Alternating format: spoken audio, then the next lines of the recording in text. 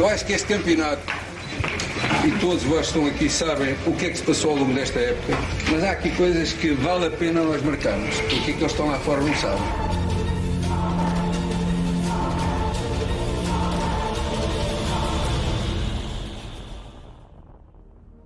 A época começou com novas suspeitas de corrupção no Benfica.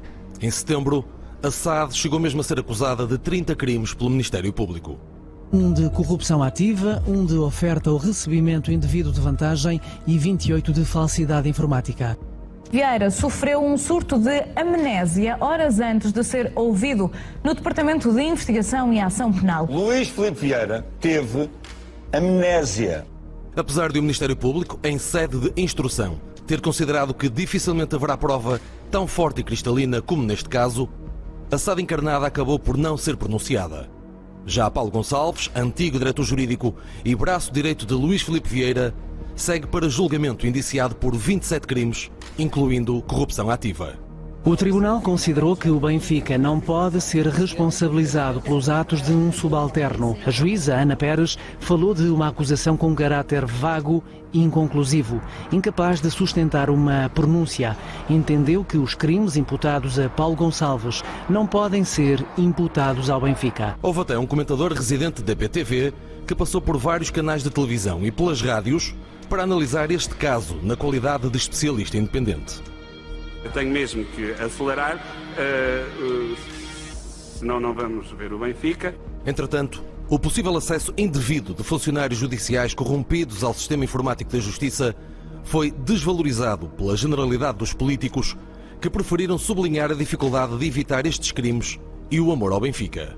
Não vou aqui, obviamente, estar a especular, mesmo tratando-se de um clube que nos é querido, sobre uma matéria está em investigação judicial. Não há um problema de segurança relativamente às plataformas informáticas de apoio à tramitação processual do Ministério da Justiça. Todos os sistemas têm vulnerabilidades, mas nunca nenhum sistema estará coberto das possibilidades de fuga.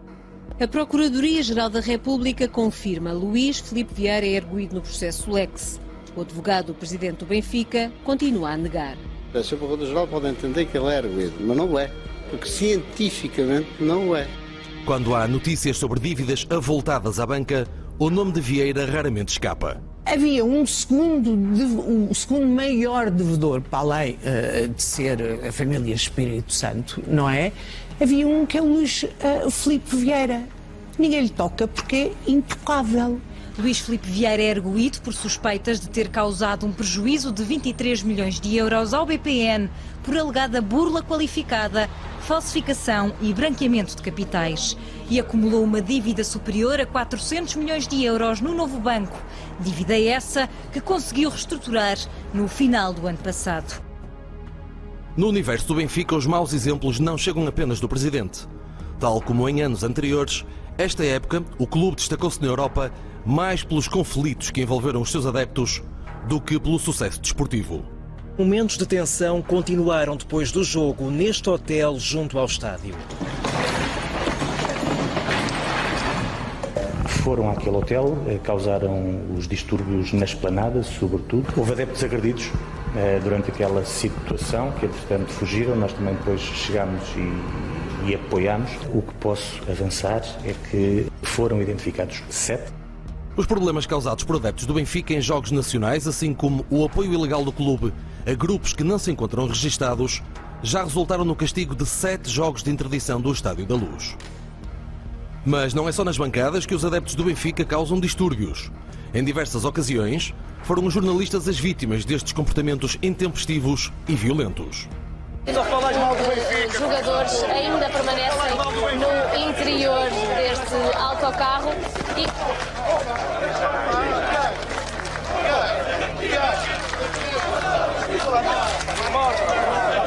A violência não é só física e várias figuras ligadas ao Benfica destacaram-se ao longo do ano pelos insultos que dirigiram a adversários. Uma entrada do nosso adversário, do nosso rival, com aquela intensidade preconizada por aquela besta negra que defendia em pleno serviço público de televisão, refiro-me ao Andrade. Mais de 5 minutos depois chegou a corja do Futebol Clube do Porto. O 28 do Porto, lá para Vaná.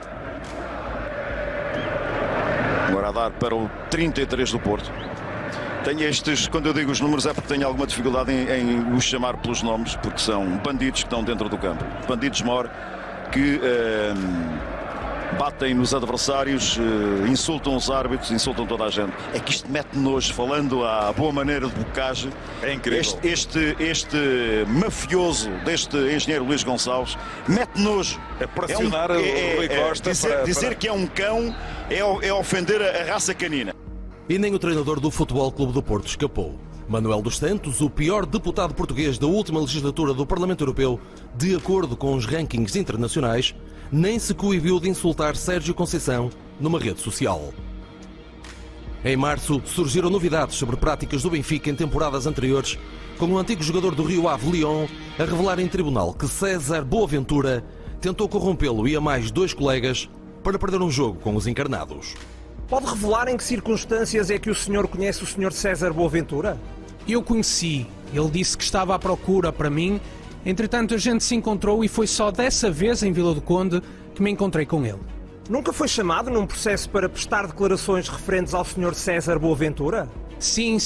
Foi naquela do processo das apostas com o Feirense, em que a gente tinha perdido o jogo também. E o Cássio também está nesse processo? Sim, ele falou comigo, falou da Espanha. Ele tentou-me comprar para o jogo do Benfica, só que nesse dia do jogo do Benfica não joguei, estava lesionado. Está a dizer que o senhor César Boaventura o tentou comprar para o jogo com o Benfica? Sim, a mim e ao Cássio. E ao Marcelo também. Mais tarde, seria o ex-guarda-redes do Rio Ave, Cássio, a confirmar à Polícia Judiciária essa abordagem de César Boaventura. Cássio confirmou à Polícia Judiciária de Lisboa que o agente dos jogadores o tentou comprar. Cássio, preciso percas contra o Benfica. Dou-te 60 mil euros. Em 2018, um jogador do Marítimo apontou ainda o dedo a Paulo Gonçalves. Viste algum comportamento estranho, alguma presença estranha de algum dirigente do Benfica? Neste âmbito de pagar para perder, jogos de bastidores, viste alguma coisa? Já. Eu não vou dizer onde, porque não posso. Não estaria a proteger-me a mim. Mas podes dizer o nome do dirigente?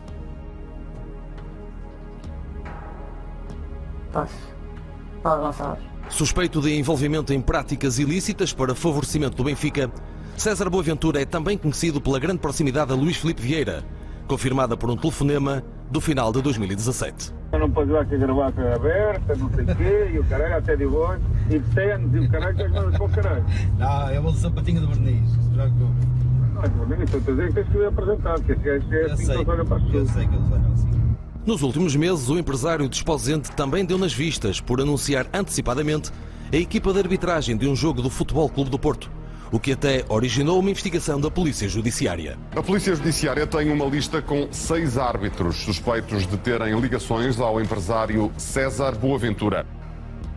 O momento mais significativo desta época em relação à arbitragem foi o discurso de Luís Filipe Vieira em Braga, após a derrota nas meias finais da Taça da Liga com o Futebol Clube do Porto. Há um homem que está com câmaras de televisão à frente dele, que é árbitro, que não consegue distinguir num lance numa televisão se é fora de jogo ou não, se não consegue distinguir no primeiro golo se há falta no meio campo ou não, esse homem não pode apitar mais. Foi já perto do final do campeonato, com o Futebol Clube do Porto e o Benfica a lutarem taco a taco pelo título, que aconteceram alguns dos erros mais significativos da temporada. A pressão de Vieira pareceu surtir particular efeito nas deslocações da equipa à Feira, a Braga e a Vila do Conde. Há 3 situações: penalti não assinalado, há a não revisão da jogada depois do gol do Benfica e há uma não posição do fora de jogo. Hoje viu-se no lance 2-0, há uma falta evidente, ou falta, ou penalti, existe falta. Porque é que os árbitros aqui não têm coragem de fazerem às equipas chamadas pequenas o mesmo que fazem às grandes? É falta, tem que marcar falta, ponto final. Acho que aqui o falta de coragem. E deixe-me só fazer aqui uma questão. Quando que eu desci, eu fui este jogo Rio Ave Benfica. Assinalei um penalti contra o Benfica. O Benfica perdeu 2-1. Estou a comentar na televisão. Não houve coragem para marcar um penalti, não houve coragem para anular um gol, e vamos ver a classificação. O nosso futebol está assim em Portugal, infelizmente, com muita pena minha. Eu não vou falar, porque senão as pessoas depois vão complicar e eu não quero falar mais, quero ficar por aqui. O Benfica confirmou o primeiro lugar da Liga na última jornada, no dia seguinte à casa do árbitro Jorge Sousa ter sido vandalizada. Seguiu-se a festa nas ruas, com os problemas habituais e o ataque a pelo menos uma casa do Futebol Clube do Porto. No total, 66 pessoas detidas durante os festejos deste título do Benfica. Os maiores incidentes ocorreram após o encontro, frente ao Santa Clara. Aqui, como vemos, quando a equipa se prepara para avançar para o Marquês de Pombal, adeptos a atirar objetos contra a polícia, uma pessoa ferida e a PSP fazer 20 detenções no Estádio da Luz e também nas imediações. Depois, já no Marquês, houve mais 37 detenções, quase todas devido à posse de artigos pirotécnicos proibidos. Em plena campanha para as europeias, houve até políticos que não deixaram de exaltar o título encarnado. Irei exibir um cartão vermelho. Não tenho dúvidas que o vermelhão, que esta onda vermelha que começou ontem, vai continuar por Portugal todo. É difícil continuarmos a viver num ambiente destes.